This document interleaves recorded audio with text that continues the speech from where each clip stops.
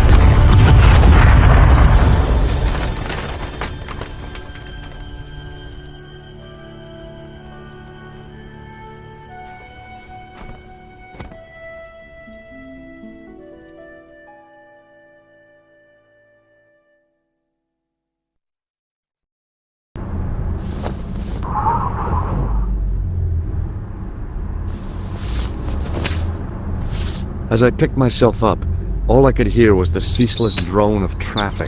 Life went on around me, but the explosion was to change my life forever.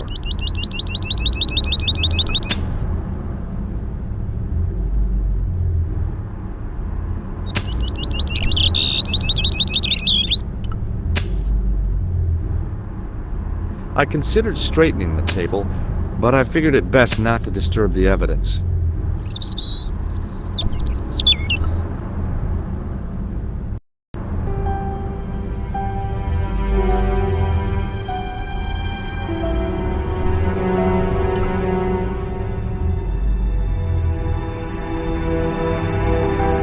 I needed a stiff drink, but I hated the taste of brandy. A mysteriously undamaged bottle of spirit stood on the bar.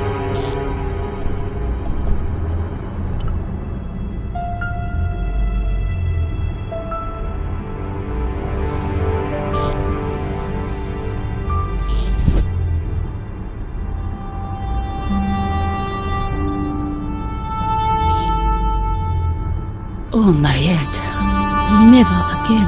How much vodka did I drink? Oh, no, don't tell me. What is your name, Sherry? George Stobart, ma'am. Oh, American. She asked the question quite innocently, but I could sense her reserve. It was something which seemed to afflict all Europeans. You look like you could use a little help. I could use a little drink. I feel sick, dizzy, and bruised. I don't even remember the party. Just relax and take it easy. You've been knocked out. You don't say. What happened? There's been an explosion. You should try not to move. Are you a doctor?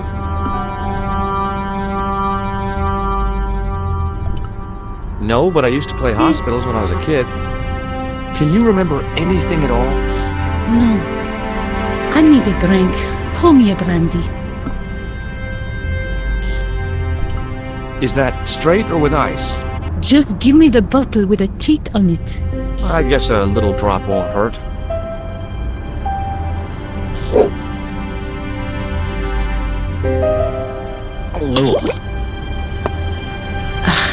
That's better. She knocked back the brandy as if it was water. I was glad I wasn't picking up the check. What about the old man? Is he dead? I don't know. I haven't looked at him yet. Perhaps you should.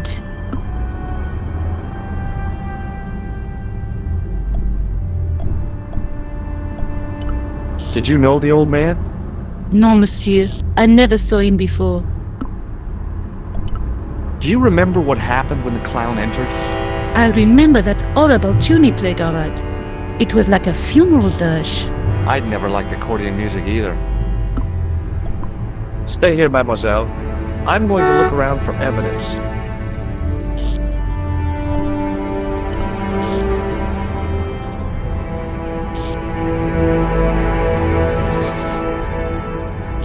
I tried not to meet his stare as I searched the dead man's pockets. No wallet, no papers, no credit cards. The guy's past was a blank page. The sight of the dead guy's staring eyes turned my knees to jelly.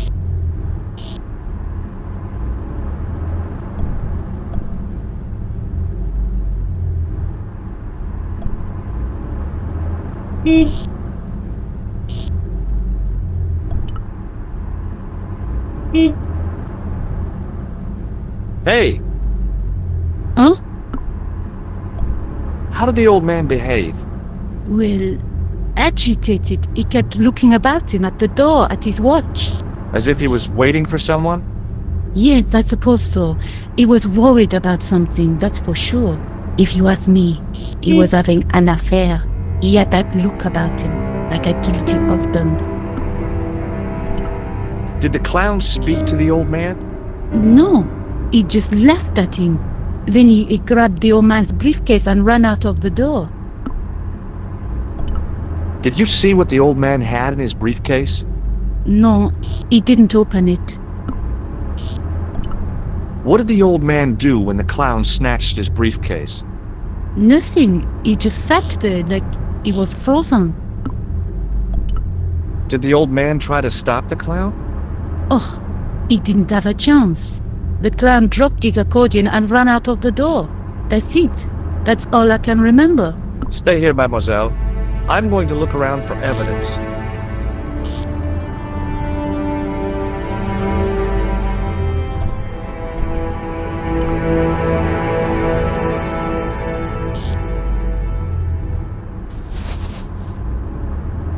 I checked his pockets. Nothing.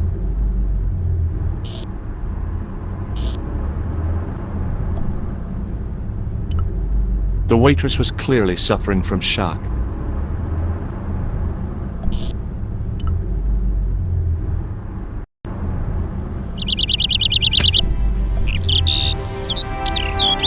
The table had been overturned by the explosion.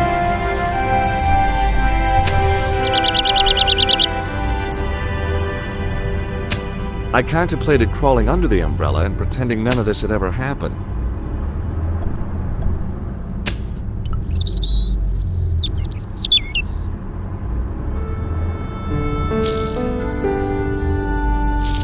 The leading article referred to the visit of a Nobel Prize winner from some unpronounceable Eastern European state. That was the only news story. The rest was rumor, gossip, and sensationalism. Then I noticed the writing at the foot of the page. It read Salah ad-Din, 1345.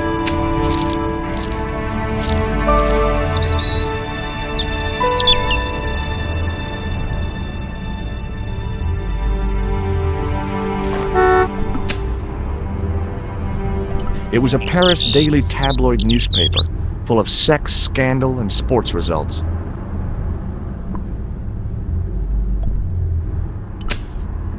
The umbrella had protected me from the bomb blast, but it was of no use to me now.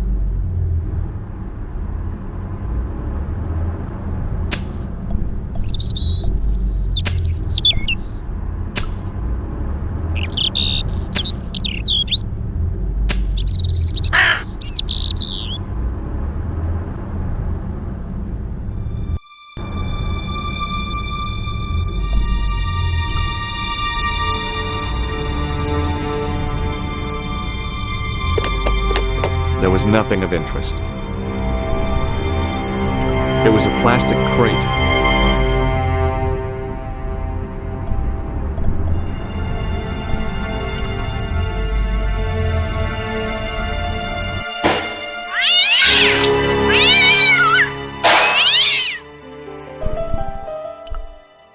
I'd had it with sticking my nose into French trash cans. I wondered what else lurked in the depths of that trash can.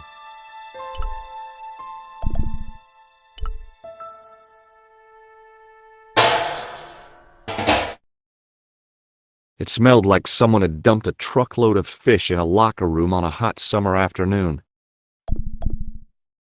It was a battered old trash can.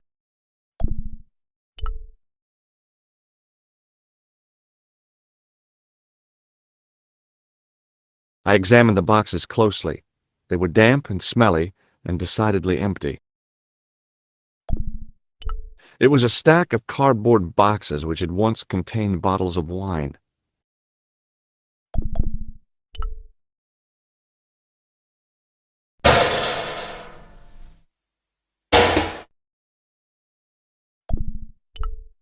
It was a battered old trash can.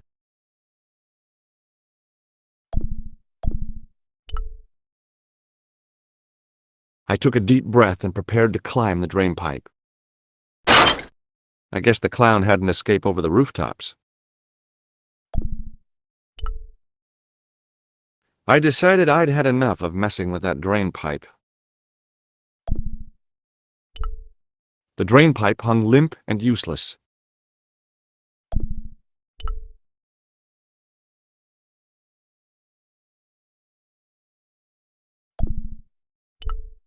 The window was protected by stout-looking iron bars.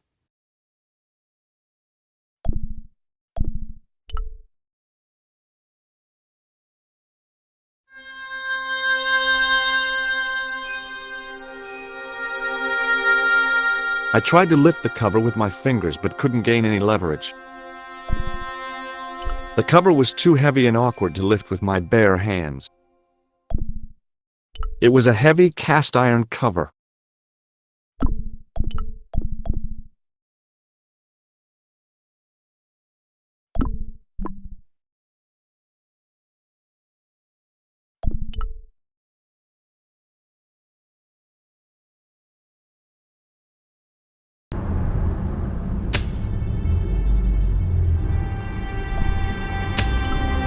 I considered climbing the lamppost, but it wasn't going to shed any light on the affair. It was an iron lamppost.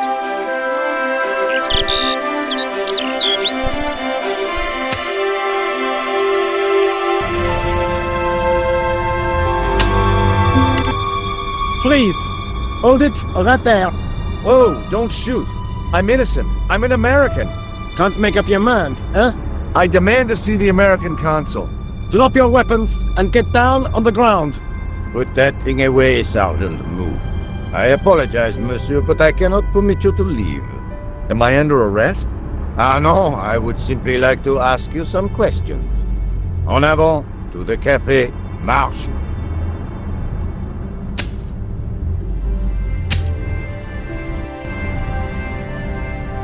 What a mess. This bombing is an outrage, is it not? Stop that, monsieur. Stop holding your breath at once.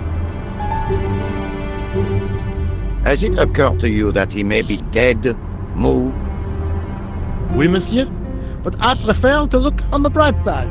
Besides, I recall a case where the killer escaped by feigning death. However, in this case, the man is quite dead.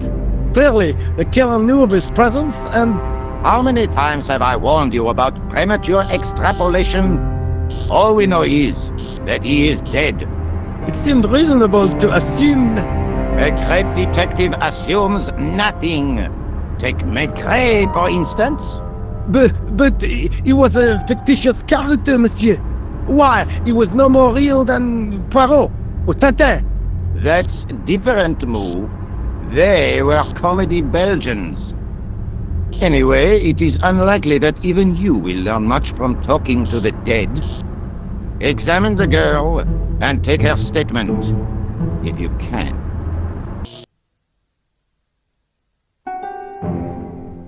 I doubt if she is in a fit state for questioning, monsieur. It smells to me as if she has been drinking.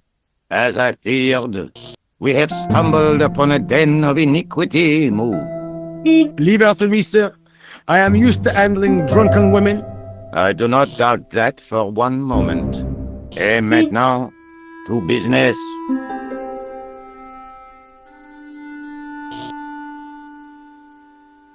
Your name, please? George Stobart. I'm from California. And what brings you to Paris, Monsieur Stobart? Travel. I'm touring Europe. You chose well.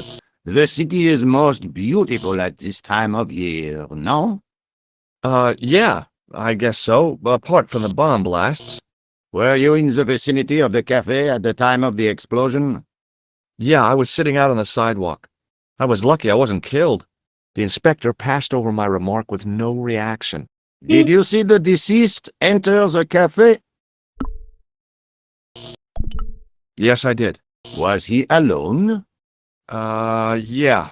And did he say anything to you? No, he was more interested in the waitress. Did you see anyone else in the cafe? Yeah, there was a guy dressed as a clown. He was carrying an accordion. An accordion?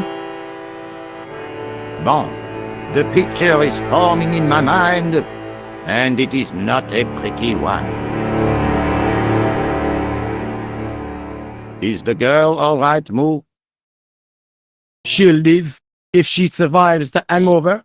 She doesn't remember seeing a clown, monsieur. That's odd, don't you think, monsieur? Who am I to believe, I wonder?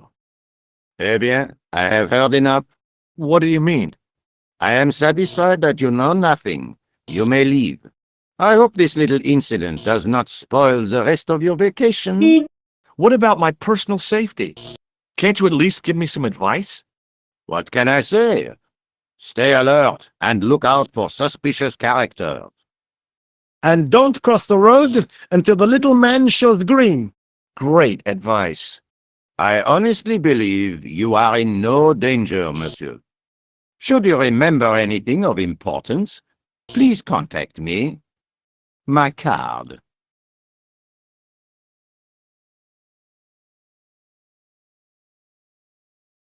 Thanks. That is all. You may go. There's not much to go on, monsieur. On the surface, no. But what lurks inside the subconscious? If the door can only be opened. Are you serious, monsieur? I thought your interest in psychic detection was purely academic. Academic? You are about to witness a scientific breakthrough.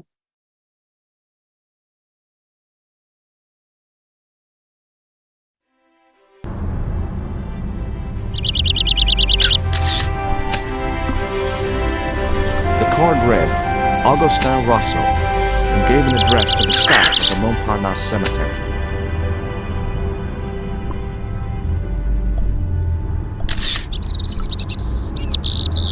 I examined the jagged glass remaining in the window. It was broken, all right. The blast had blown out the glass, leaving a gaping hole. Excuse me, Sergeant. You heard the inspector. Go on, monsieur.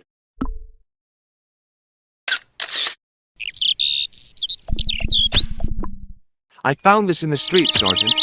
That, monsieur, is a newspaper, no? There's a note written on it. Salah Eddin, 1345. Ah, so the meeting with the clown was planned. How do you make that out? The time of the explosion was between 1:30 and 2 o'clock, n'est-ce pas? I guess so. But what about the name? Aha! That stumped you, hasn't it? I have never been stumped, as you put it, in my life, monsieur. It is the name assumed by the clown, no? Salah Eddin the clown? I don't think so. Did I show you this newspaper? Yes, monsieur. Look, Sergeant, the inspector gave me his card. Yes, monsieur.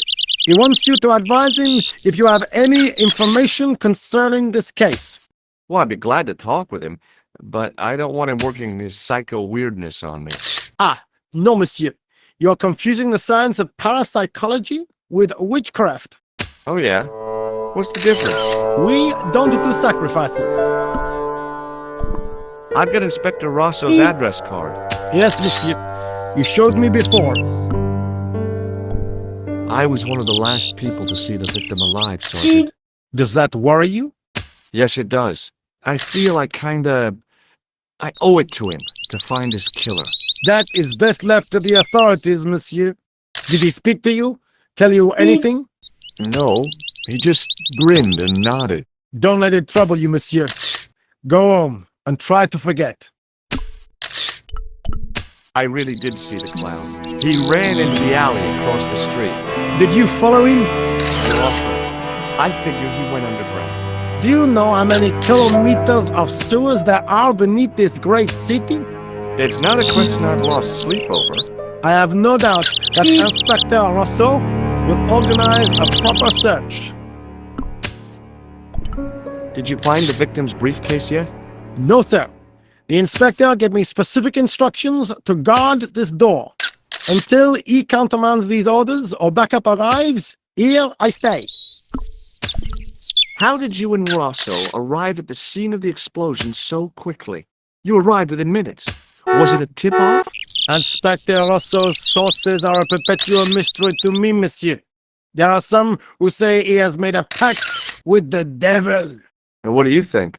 I think he is the devil. What is Rosso doing with that girl? He is giving her the once-over, as you Americans say. Huh? Once he gets his teeth into a case, nothing will shake him off. Was he serious about all that psycho-detective stuff? Of course. Inspector Rousseau is a pioneer and a visionary. His revolutionary methods, once perfected, may change the face of law enforcement forever. I can't see it taking off in L.A. See you later, Sergeant. Excuse me, Sergeant. Please go away, monsieur. See you later, Sergeant. The sergeant was a scrawny man in his 50s who resembled a constipated chicken. I considered straightening the table, but I figured it best not to disturb the evidence. Excuse me, mademoiselle?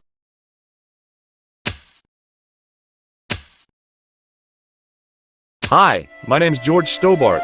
Oh, an American by the sound of it. Yeah, that's right, on holiday in Paris. Some holiday, huh? You were here when the bomb went off? Sure was. Sat right out front of the cafe. Did you notice a middle-aged man, maybe 60, with an hat and overcoat? I couldn't believe it. She hadn't even asked how I was feeling. Yeah, he went inside just before the bomb exploded. You weren't related to him, were you? Oh no, nothing like that. I am Nicole Collard from La Liberté. Well, what's that, some kind of nightclub? No, it is a newspaper. You're a reporter? I'm a freelance photojournalist. Say, you can interview me about the bombing. You know, an eyewitness account. Minutes after the outrage that shook the whole of Paris. You know, real-life drama, human interest, that kind of stuff. I'll just stick to the facts, thank you. Did you see who planted the bomb? I know it sounds crazy, but he was dressed like a clown. Oh God, it's him again. I found this newspaper outside the cafe. That is not a newspaper, it's a gossip rag. There's something written in it. Salah Eddin, 1345. It sounds like a betting tip. The name of the horse and the time of the race. What do you think? That's what I thought, but the name of the meeting isn't given. Well, so what? I'm not the least bit interested in horse racing, are you? No, but it could be a clue to the killer's next move. Do you think his next victim will be the jockey? Or the horse? She looked at me with a playful twinkle in her eye. Okay, it's a long shot. Are you sure you don't want to look at this paper? Positive, thanks. I don't read sensationalist rag like that. Look, the inspector gave me his card. Also, You know him? oh yes, we've met. I didn't know his first name was Augustin. It suits him, I must say. Rosso didn't blink when I told him about the clown. It's as if he already knew. That is typical of a cold fish like Rosso. I've seen cheeseburgers with more spunk. You speak very good English for a French girl.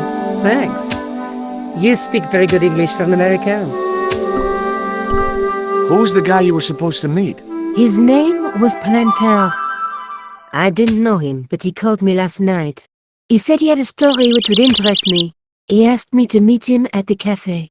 I guess I'll never know what he wanted to tell me. Not unless you have Rosso's gift for psychic interrogation. How did Plantar get your name? Through the newspaper La Liberté. Had written an article linking two unsolved murders. One in Italy, the other in Japan. The cases were remarkably similar. A wealthy victim, no apparent motive, and a costumed killer. Plantar said he could supply me with more information. Have you met the clown before? It's a long story. I have plenty of time. I don't. Why won't you tell me about this clown? Why do you want to get involved? Because he almost killed me. Isn't that reason enough? I guess so. Listen, I'll give you my phone number.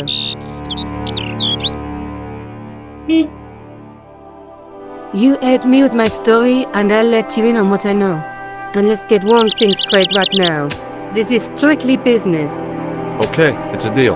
I have to go develop these pictures. À bientôt, monsieur. Fine, I'll, see you soon.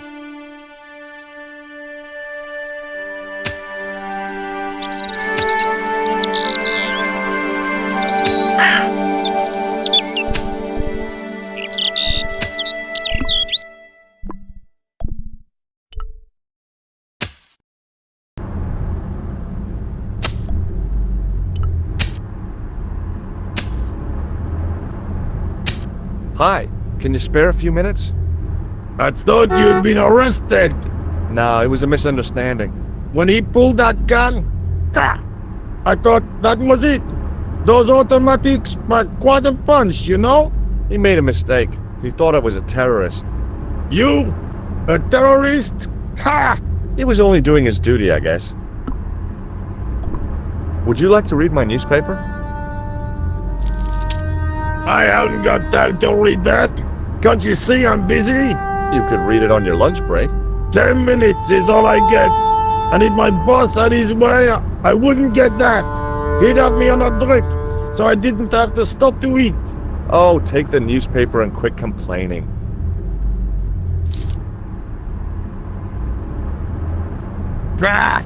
Look at this. Damn bleeding out liberals. Save the dolphins. Catch them and eat them, I say. All that fuss over a bunch of fish.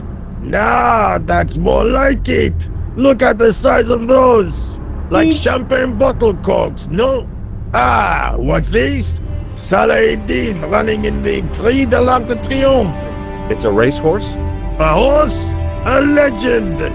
Bucephalus reborn, mon ami. Like a streak of lightning she is.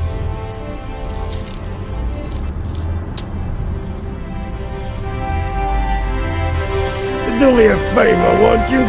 Keep an eye on my hole. I'm off to put some money on that knife.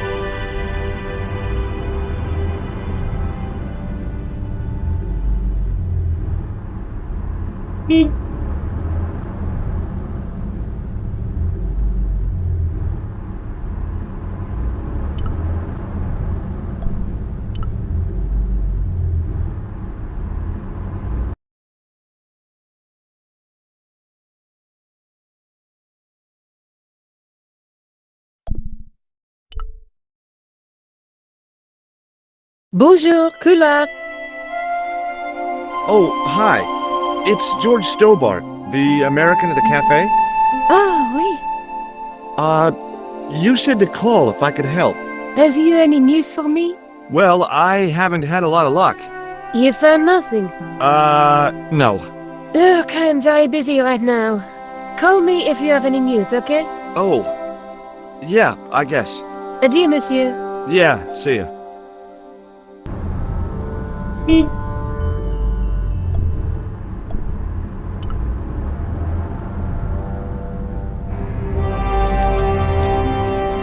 I'd found just what I wanted. A tool for lifting manhole covers.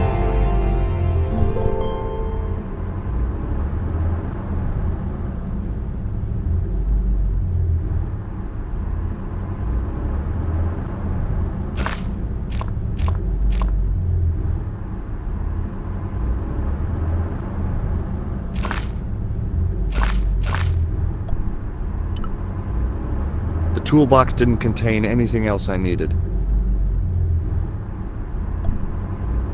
There was nothing inside the tent except a large toolbox. It was a tent made out of plastic sheeting.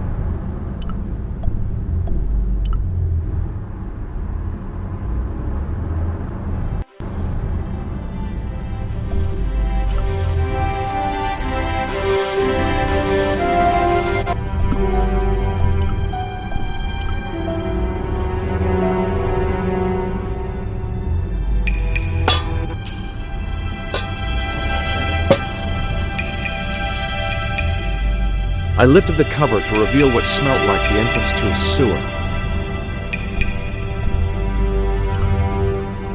The cover was too heavy and awkward to lift with my bare hands.